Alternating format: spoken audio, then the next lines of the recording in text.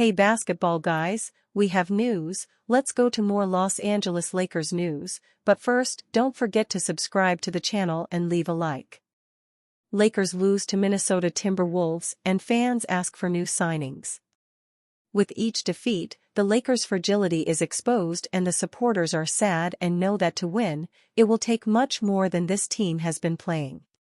The Los Angeles Lakers can't go anywhere with this team. They suffered defeats against the strongest teams in the Western Conference. The Lakers are struggling this season due to the roster not being able to effectively and consistently support stars Davis and LeBron James. Signing players will be the only way for the Lakers to shine again and have a chance at the championship, and two players fit perfectly for the Lakers. Rob Pelinka has decided he's going to make hires. The Los Angeles Lakers are expected to be very active at the upcoming NBA trade deadline. For the Lakers to win the title, they will likely need more firepower on their roster. It will be up to General Manager Rob Pelinka to give the team the types of players they need to give them a fighting chance. Pelinka has expressed a willingness to make a trade if he feels the move would serve Los Angeles well. With LeBron James and Anthony Davis still playing at a high level, the Lakers owe it to themselves to go all in. They need to push this team forward and give them a chance come playoff time. The Los Angeles Lakers will be the top name in trade rumors until the trade deadline comes in February 2025, with the franchise evidently needing reinforcements to have any hopes of competing for a championship this season. They've started the season 12-8 but need more to actually push the top teams in the West to the brink. Everyone has their own ideas for trades the Lakers can make, with ESPN NBA analyst Kendrick Perkins sharing his idea on social media. Perkins wants the Lakers to make a move for Utah Jazz duo Collin Sexton and Walker Kessler. Sexton and Kessler are the pieces that the Lakers need. I wonder if Pelinka see it. Perkins posted this on X during the Lakers' narrow 105-104 win over the Jazz, with Sexton and Kessler on the court for the game. Sexton ended the night with 15 points and 4 assists, while Kessler ended it with 13 points, 11 rebounds, and 2 blocks. It was a pair of solid performances and allowed the Lakers to evaluate the Jazz players up close before making any potential trade with the tanking franchise. Sexton is averaging 17.0 points, 2.5 rebounds, and 3.1 assists this season, showing his capability as a scoring guard within the Jazz's offensive system. His usage is restricted by the presence of other young players requiring touches, but he is a solid starting guard for a contending franchise. He will have offensive peaks, but will also suffer from occasional inconsistencies in production. Kessler is averaging 10.5 points, 10.4 rebounds, and 2.9 blocks this season. The Lakers have already been linked to Kessler in individual reports, as the Jazz have reportedly been listening to offers for the center over the last few months. While the Jazz might not see a future with him on the franchise, they won't give the 22-year-old rim-protecting menace away for free. Both these players will likely cost the Lakers a fair amount in picks, as their contracts won't be hard to match. Sexton is making $18.3 million this season, while Kessler is still on his rookie contract and making $2.9 million this year. D'Angelo Russell, $18.6 million, combined with a young player like Jalen Hood-Schifino, $3.8 million, could get the job done, but the Lakers will have to add a fair amount of draft compensation. Two positive production players who are still young can't be acquired for less than the cost of a first-round pick, if not more. While this deal lands the Lakers two potential starters, it will tie their hands up in terms of future assets, so they likely will be weighing the value of doing that. Realistically, the Lakers need to do whatever they can to push for another title while LeBron James and Anthony Davis are still producing at the level we're seeing. Sexton addresses on-ball creation and scoring as a combo guard, while Kessler gets J.J. Redick, the big man he has openly been searching for since he took over the job of head coach.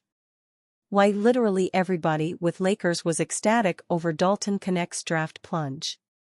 the Los Angeles Lakers seemingly have hit it out of the park with their first-round selection of Dalton Knecht out of the Tennessee basketball program.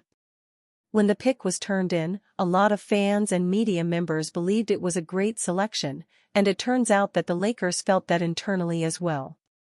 Literally everybody was ecstatic, a Lakers team source told Dave McMenamin of ESPN. Usually there's a couple pissed-off people after draft night because sometimes it's a tough decision made. And it was like everybody was just happy. Nobody was pissed off. Nobody was even close to being like, well, what about this? It was like zero discussion, zero argument. Everybody was just happy. High fives, celebrating. Let's go. Lakers Vice President of Basketball Operations and General Manager Rob Pelinka did not believe that Knecht would drop that far leading up to the draft, but age and some interviews led to some teams staying away. Pelinka noted that Knecht is the type of player the Lakers have wanted for a long time. We, as a front office, have sort of chased in theory the exact player he is, a movement shooter, Pelinka said, via McMenamin. And then not only is he a movement shooter, but a movement shooter with athleticism, which is a really unique combination. We, as a front office, have sort of chased in theory the exact player he is, a movement shooter, Lakers Vice President of Basketball Operations and General Manager Rob Pelinka told ESPN. 20 games into Knecht's career, he has lived up to that billing. He is averaging 11.9 points while playing 24.1 minutes per game, but while shooting 42.9% from behind the arc this season, according to ESPN.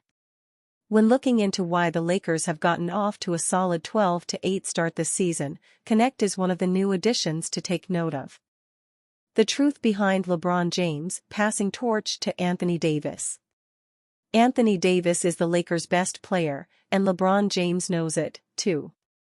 The Los Angeles Lakers have so far put together a 12-8 record, a mixed record of quality wins over playoff teams and embarrassing blowouts, mainly due to new coach J.J. Redick finally handing over the keys to Anthony Davis, the team's best player. Moreover, AD has upped his offensive production this season, with career-high averages in points, 28.6, and three-point shooting, 37.5%, while grabbing 11 rebounds a game. At the same time, the 39-year-old LeBron James has taken a step back, recognizing Anthony Davis as the Lakers' leader, while putting up triple-doubles seemingly every other night. Yet, AD has nothing but praise for the King, who truly has nothing left to prove at this point of his career, except perhaps solidifying his case as the GOAT, greatest of all time, by winning his 5th NBA championship. He's the greatest ever to lace up some shoes, scored over 40,000 points, and he's broken almost every record possible, Davis said of his teammate, via NBA writer Melissa Rowland for Fox Sports. So anytime you have a guy on your team like that, he commands just so much attention. Also, his IQ is very high, he plays the right way, things like that. Then, Anthony Davis said how LeBron James' age meant he has to take more of the Lakers' reins despite the Kings' ability to keep playing high-level basketball. I think now it's just obviously he's getting a little bit older, still being able to do what he's able to do, which he still knows night in and night out that he can compete at a high level, he said. Likewise, AD mentioned how the leadership transition happened between himself and James. But I just know in order for us to do something we've talked about in previous years and this year, that in order for us to reach the promised land, I have to play how I'm playing now, Davis added. It's never been a conversation with me and him where it's like, hey, this is your team and I'm giving you the keys or whatever. It's just been something that we've just played off of each other. And it just happened. It's clear now that the Lakers made the right choice in making the Brow their primary option, especially in light of James going 0-9 from 3 against the Jazz on Sunday. Moreover, the Lakers would have lost if Will Hardy didn't cancel Colin Sexton's game winner by calling a timeout when he didn't need to. Davis wants to win another championship with LA, and the team has taken the first step by centering their attack around him, finally, while asking him to maintain his defensive prowess. A tall task, but if there was anyone who could excel on both sides of the ball, it's him.